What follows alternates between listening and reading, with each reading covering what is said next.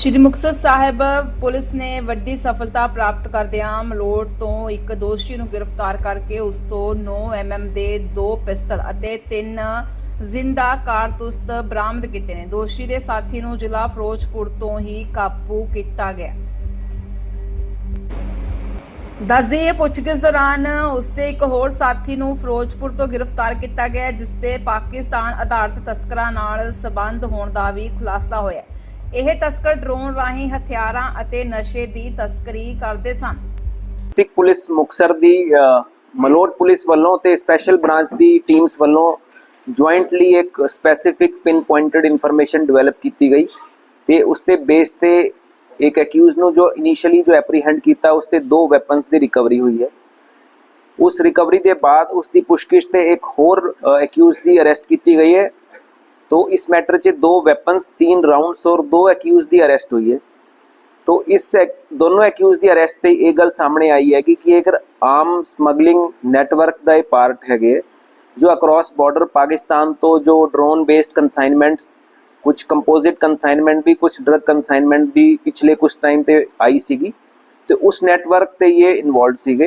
इन्हां दी फर्दर जो है पुछगिछ फॉरवर्ड बैकवर्ड लिंकेजेस इन्हां दे फाइनेंशियल फुटप्रिंट्स ते इन्हां दे आगे एसोसीएट्स की हैगे लार्जर नैटवर्क किवें रन हो रहा सी कितने टाइम तो हो रहा सी ते अक्रॉस बॉर्डर किहड़े हैंडलर हैगे उन्हां दे प्रॉपर प्रोफैशनल तरीके दे प्रॉम्प्टली पुलिसिंग ते तफ्तीश की जा रही हैगी ते our teams are dedicated to unearth the entire network और इससे फर्दर भी रिकवरीज होने दी इस काफ़ी गुंजाइश हैगी।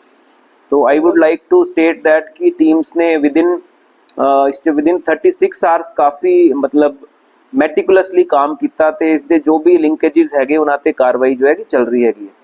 तो इसते ये गल चीज़ सामने आई है कि ये दोनों एक्यूज जो है फिरोजपुर के रहने वाले हैगे तो इन्होंने और भी लोगों को जो है कि ड्रग कंसाइनमेंट ते जो लोकल कॉन्टैक्ट्स नूं होर जो फर्दर डिस्ट्रिक्ट्स ते भी कोई कॉन्टैक्ट्स है उन्होंने रीसेंट पास ते कुछ दिनों ते कुछ वैपन्स की सप्लाई की हैगी। तो असी टीम वाइज सारे प्रॉपरली थ्रैडबेयर एग्जामिन कर रहे हैं उसके बेस ते आगे की तफ्तीश मुकम्मल की जाएगी। तो मैं कहना चाहवागा DSP मलोट ने इस बड़ा परसनली फॉलोअप किया तो सारे जो लिंकेजिज है उस पर वर्कआउट होया है। तो सिमिलरली जो स्पेशल ब्रांच और CIA टीम भी इस पर्टिकुलर डोमेन ते इन्हां दी तफ्तीश ते काम कर रही है। Thank you.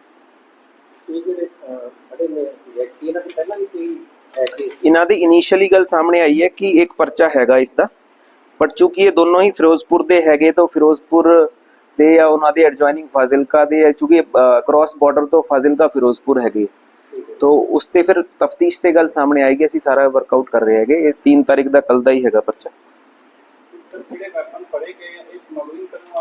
ये हाँ नहीं देखो ये जो वेपन हैगे ये ग्लॉक पिस्टल्स हैगे तो प्रिलिमिनरी देख के यही लग रहा है कि अक्रॉस बॉर्डर कंसाइनमेंट वाले वेपन्स है जो इंटरलैंड तो इंटरनली जो कोई MP तो UP ते आंदे वो वाले वेपन्स नहीं हैगे। तो फिर भी पुछगिछ ते इन्हां दी सारी जब चीज़ अनर्थ होएगी तभी गल पता चलेगी कि किस तरह कंसाइनमेंट आई है। सर इन्होंने मुक्तसर दे विच ही ये सप्लाई करने सी या कि होर डिस्ट्रिक्ट दे विच जाना सी जेहड़े? हाँ वही मैं कह रहा कि इन्हां दे नैटवर्क ते बाकी डिस्ट्रिक्ट्स ते भी कुछ एंटिटीज़ फिगर हुई हैगी इनिशियल तफ्तीश ते उन्हां ते काम चल रहा है। ते फड़ी कित्थों गए है जी मुक्तसर मलोट दे किहड़े एरिया तो नहीं वो असी ऑपरेशनल डिटेल तो नहीं दस सकते। जुरिसडिक्शनली सिटी मलोट के एरिए च इन्हों इंटरसैप्ट किया गया है तो दूसरे वाले एक्यूज नो जो नॉमिनेट करके अरेस्ट किया है। हाँ जी हाँ इनिशियल इन्वेस्टिगेशन तो यही गल सामने आई कि पिछले 2 महीने तो एक्टिव सीगे तो उसके फर्दर जेडे केड़े डिस्ट्रिक्ट के केड़े बंदे हैगे उन्होंने प्रति काम हो रहा है। तो जो सारी चीज़ जब डेवलप हो जाएगी इन ड्यू टाइम तो फिर थोड़ी शेयर कर लूँगा। हाँ नहीं एक तो इसके NDPS का भी पर्चा हैगा तो इनिशियली तो यही गल वेरीफाई है असी बाकी उस फॉलोअप कर लेंगे।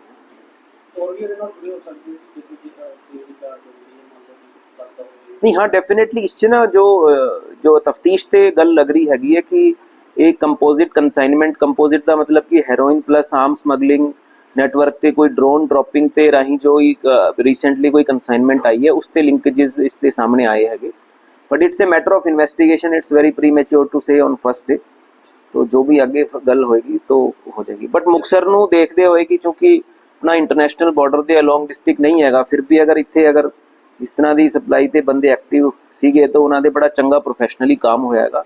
तो I would like to appreciate and commend my team, specially Malout police ने बड़ा इससे प्रॉम्प्टली एक्शन लिया है। कोई ड्रोन भी मिलते पे है जी ਇਹਨਾਂ ਤੋਂ ਕਿਸੇ ਤਰ੍ਹਾਂ ਦੀ ਕੋਈ ਜਾਣਕਾਰੀ ਆਈ ਕੋਈ नहीं देखो वो बैक एंड ਤੇ ਨਾ ਜਿਵੇਂ ਅਲੋਂਗ ਬਾਰਡਰ ਜੋ ਹੈਗਾ ਉੱਥੇ ਡਰੋਨ ਡ੍ਰੌਪਿੰਗ ਜੋ ਹੈਗੀ ਹੈ ਉਹ ਉੱਥੇ ਸਾਈਟਿੰਗ ਹੁੰਦੀ ਹੈ। ਉਸਦੇ ਬਾਅਦ ਕੀ ਫਰਦਰ वो चीज़ है वो तो काफ़ी कोई टाइम लैग हो जाता तो फिर वो तफ्तीश ਤੇ ਪਤਾ ਚੱਲਦੀ ਹੈ। ਇਹ ਸੰਪਰਕ ਕਿਵੇਂ ਸਾਧਦੇ ਸੀ ਸਰ?